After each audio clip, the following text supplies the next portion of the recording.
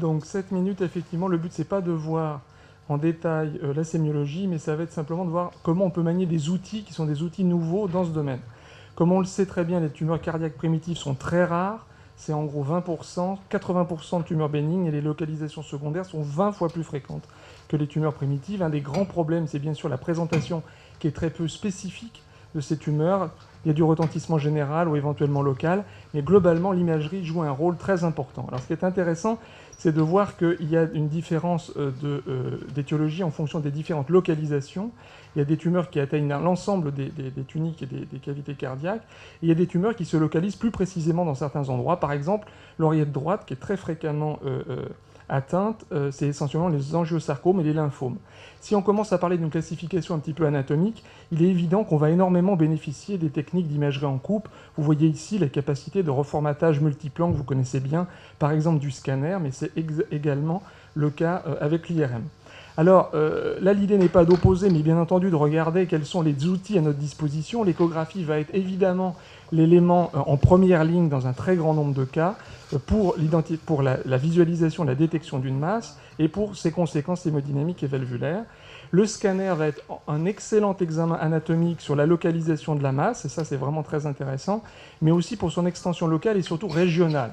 Vraiment, ce qui est intéressant, c'est le scanner corps entier pour la localisation locale, extension locale et les localisations secondaires au primitif et le bilan pré-post-thérapeutique. L'IRM, quant à elle, va être caractérisée vraiment par sa capacité à distinguer les différents types de tissus.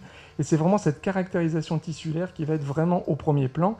Et on peut penser éventuellement à une stratégie all-in-one, c'est-à-dire de diagnostic de la masse, mais aussi de suivi de ces malades qui, comme vous le savez, vont avoir des chimiothérapies qui peuvent donner, bien entendu, des conséquences sur la fonction cardiaque. La médecine nucléaire, bien sûr, ça va être le PET, mais vous savez que la résolution spatiale est très mauvaise, donc elle est couplée à soit un scanner, soit aujourd'hui une IRM. La première PET-IRM vient d'être mise en service récemment à la Pitié, et donc c'est un examen, effectivement, on voit bien qu'il y a des examens qui sont complémentaires et qui s'associent d'une façon générale.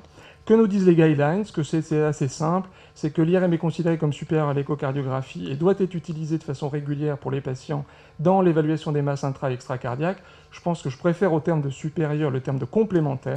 Ce qu'on voit ici dans ce cas, par exemple, d'OAP, chez une patiente qui avait des dyspnées à l'effort et qui avait eu d'ailleurs un infarctus du myocarde chez cette patiente, chez laquelle on a détecté une volumineuse masse en scanner que vous voyez ici, je ne sais pas si la flèche fonctionne. Vous voyez cette très volumineuse masse qui prolabait dans la mitrale en écho, bien sûr, un myxome. C'est quelque chose que l'on voit extrêmement bien en IRM, et ça, c'est typiquement un exemple d'utilisation de la capacité de l'IRM à caractériser le tissu. Ici, en T2, vous voyez que c'est très brillant. Ici, en T2, très en hypersignal, très en hyposignal sur le T1. C'est tout à fait caractéristique du tissu myxomateux. Donc, c'est une tumeur qu'on caractérise extrêmement bien grâce à ses capacités d'analyse du tissu de l'IRM. Les fibroélastomes également peuvent être très bien visualisés sur les valves à partir du moment où ils ne sont pas trop petits. Ici, un exemple à droite.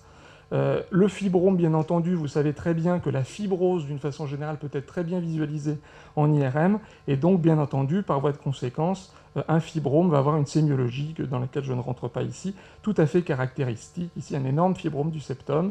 Et puis ici, à tous les temps, vous voyez cette tumeur qui est très hyperintense, qui est typique d'un hémangiome avec des lacs vasculaires. Et puis parfois, malheureusement, les choses sont moins bénignes et sont tout à fait malignes. Un patient de 50 ans avec une altération de l'état général, un syndrome cave supérieur, vous voyez un envahissement considérable de l'ensemble de la paroi de l'oreillette droite, du sillon atrioventriculaire, du VD et puis intracavitaire. Ici, avec un produit de contraste qui a énormément de mal à passer en réalité dans les cavités droites, il n'est même pas capable d'arriver à gauche à cause de cette tumeur. Vous voyez un PET qui fixe énormément. La radiologie interventionnelle nous a permis de faire une biopsie par voie transjugulaire de cette masse qui a ramené un lymphome de type B à grande cellule primitif qui a été traité, et l'examen de suivi est tout à fait spectaculaire. Vous voyez une quasi-disparition de la masse, il y a simplement un tout petit peu ici autour de la coronaire droite encore un petit peu de tumeur, et au niveau de la paroi postérieure de l'oreillette droite, et d'une façon générale, une régression quasi complète. Voilà un exemple récent qui nous a été adressé également pour biopsie de Ambroise Paré. Les imageries ont été faites là-bas. Vous voyez une hémoptysie massive chez un jeune homme de 32 ans qui avait une masse ici enchâssée dans la paroi inférieure de l'oreillette droite, un peu d'épanchement péricardique, et des caractéristiques tout à fait évocatrices ici d'angiosarcome, avec cette masse qui se rehausse très très précocement. Vous voyez qu'elle est noire ici, sur le temps le plus précoce, elle devient extrêmement hypervasculaire, donc tout à fait typique d'un hémangiosarcome. Le patient a été récusé pour la chirurgie. Ici, c'est un patient qu'on nous adresse pour CMH. Alors vous voyez qu'effectivement, on voit un septum qui est très épaissi, sauf que l'imagerie T2, l'imagerie de l'œdème, nous dit qu'il y a beaucoup d'inflammation dans ce septum. Et quand on regarde ce qui se passe ici au niveau du ciné après une injection, on voit une tumeur avec une nécrose centrale, qui ici, en l'occurrence, une hypoperfusion ici centrale, avec un rehaussement périphérique, c'était une métastase de cancer de vessie chez ce patient, une métastase septale. Donc à nouveau, combinaison des outils pour répondre à la question. Et après, il est évident qu'une masse intracardiaque peut avoir une origine, bien entendu, extracardiaque. Là, vous voyez cette volumineuse masse dans l'oreillette droite, c'est pas très, effectivement, compliqué à identifier. Simplement, quand on la suit, on voit qu'elle vient de la veine cave inférieure, et quand on fait une reconstruction corps entier, gros avantage du scanner, on est capable de suivre ce thrombus tumoral jusque dans la veine rénale, donc toute la veine cave inférieure, la veine rénale ici, et puis vous voyez cette très volumineuse tumeur rénale, donc cancer du rein avec thrombus qui remonte. Ici, une reconstruction scanner, le diagnostic est fait très rapidement. Alors évidemment, parfois, ça n'est pas une tumeur, et donc le diagnostic différentiel va être fait très, très fréquemment également par ces techniques en coupe. Le thrombus, bien entendu, ici en scanner, le tardif va nous prouver qu'il s'agit bien d'un thrombus sur un infarctus de la pointe, quelque chose qu'on voit très très bien en IRM également. Vous voyez cette masse ici qui repose sur un infarctus qui apparaît en hypersignal avec cette masse ovoïde. En hyposignal, le diagnostic est très facilement fait. Le thrombus va évoluer dans le temps et va avoir une sémiologie qui va se modifier. Il y a des cas qui peuvent être franchement complexes, mais globalement, on arrive très bien à l'éliminer. Et parfois, il y a des choses qui sont beaucoup plus anodines en apparence. Ça, c'était une sarcoïdose sévère multiviscérale et on nous a dit, oulala, il y a une très grosse masse au niveau du septum interatrial. Il s'agit simplement d'une hypomatose tout à fait banale chez un patient sous corticoïdes à forte dose. Vous voyez d'ailleurs qu'il y a énormément de graisse autour du cœur.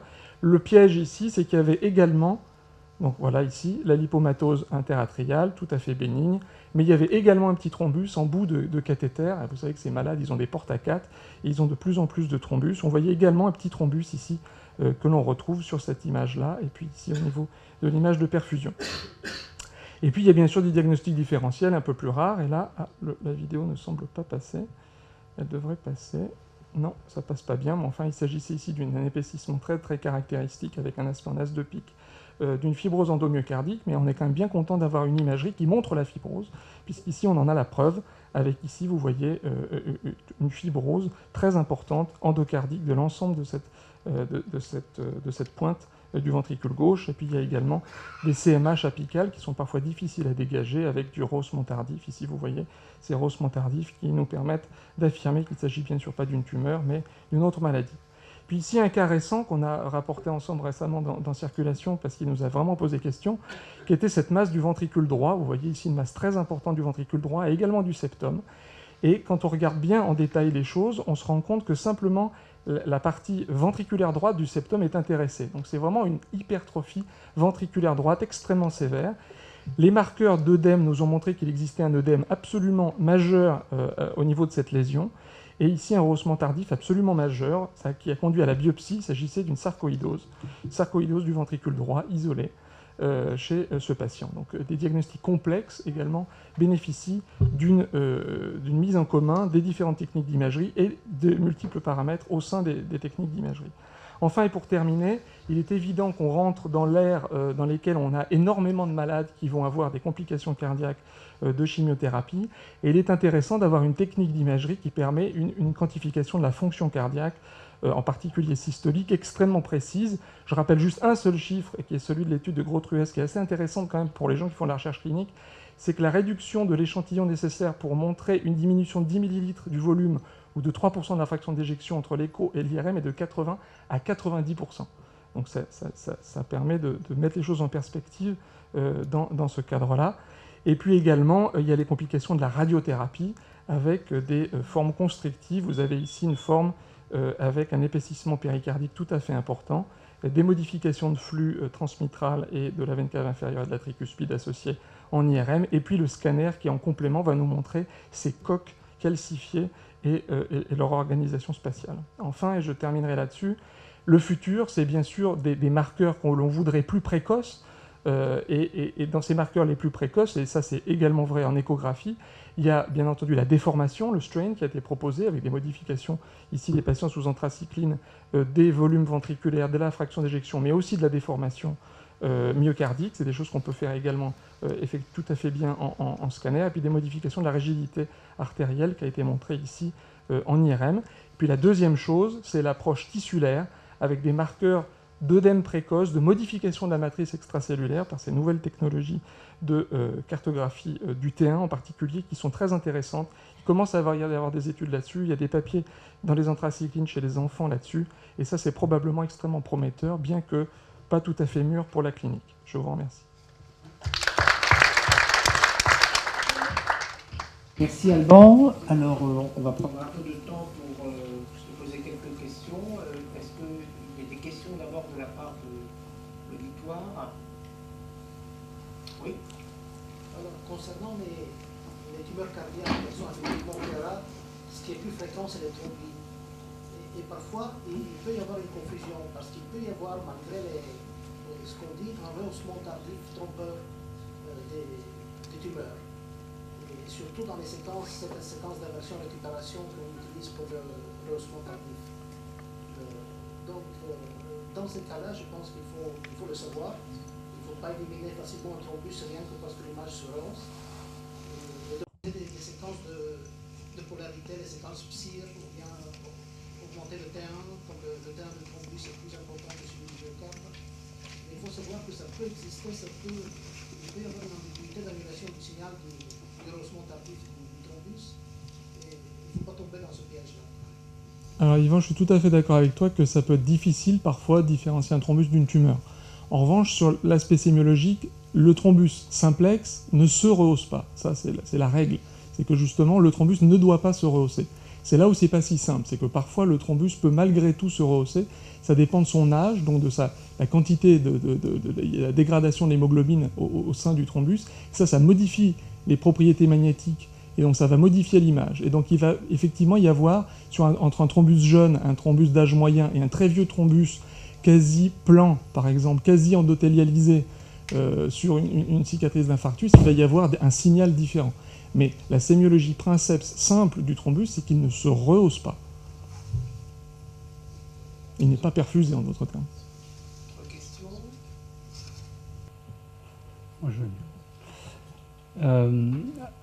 Alban, en termes de fréquence que tu vois arriver chez toi, c'est essentiellement des métastases de cancer primitifs qui sont ailleurs, ou est-ce que ce sont des tumeurs primitives, y compris les lymphomes qui sont d'emblée sur le cœur? Alors, je ne sais pas quel est le biais de recrutement qu'on a réellement. Le ressenti que j'ai là-dessus, c'est qu'on a pas mal de lymphomes. On a vraiment beaucoup de lymphomes. L'angiosarcome que je montrais est tout à fait exceptionnel. La tumeur cardiaque de loin la plus fréquente, primitive que l'on voit, et on en voit plusieurs par an, c'est le lymphome, clairement, chez des gens assez jeunes. Et qu'il faut absolument détecter puisqu'il peut effectivement répondre très bien au traitement. Donc ça, c'est très important. Sinon, des métastases, c'est assez rare en réalité. C'est assez rare qu'on en voit alors qu'elles sont beaucoup plus fréquentes. C'est finalement assez rare. C'est là où je parle d'un biais de recrutement. Je ne sais pas exactement ce qui se passe.